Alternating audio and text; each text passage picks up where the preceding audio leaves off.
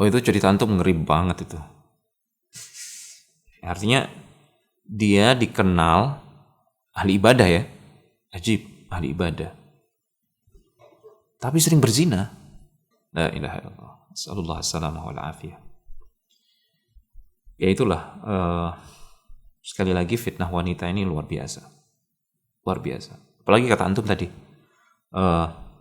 justru wanita yang dia zinahi jauh lebih buruk ya. Jelek lah gitu ya kalau dibandingkan dengan istrinya. La ilaha illallah. Ini bukti bahwasanya kemaksiatan itu bisa dijadikan indah oleh syaitan. Al-Quran bilang begitu. Wa zayyana lahumus syaitan wa kanu ya'malun.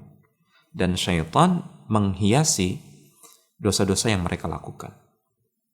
Ini bukti. Artinya dia sampai justru nggak berhasrat dengan istrinya yang lebih cantik, justru dia berhasrat kepada wanita-wanita yang tidak lebih cantik daripada istrinya. Nah, ini wanita itu asalnya dia fitnah. Zuyyina linnasi hubbus syahawati minan nisa. Ditambah lagi dihiasi oleh syaitan di hati manusia. Nah, ini tambah berat lagi. Gimana supaya bisa selamat dari fitnah tersebut?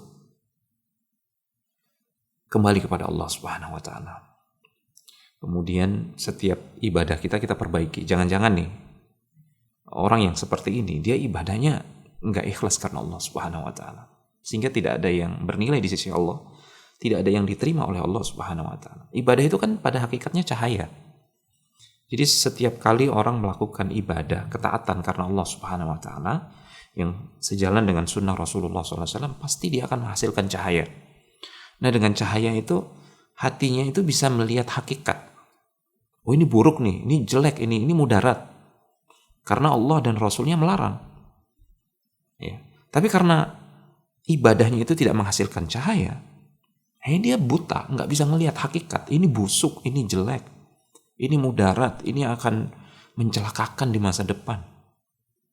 Dia nggak bisa melihat itu. Na'udzubillah.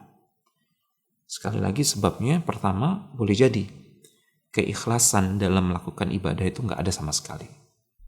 Atau ketika dia beribadah sama sekali nggak ikut contoh Rasulullah SAW sehingga ibadahnya nggak diterima oleh Allah, tidak menghasilkan cahaya taufik berikutnya. Dia nggak bisa melihat hakikat, dibutakan hatinya. Ya itu dia seperti kejadian yang antum ceritakan. Alhamdulillah. Semoga Allah Subhanahu wa taala jaga kita deh dari fitnah yang seperti itu.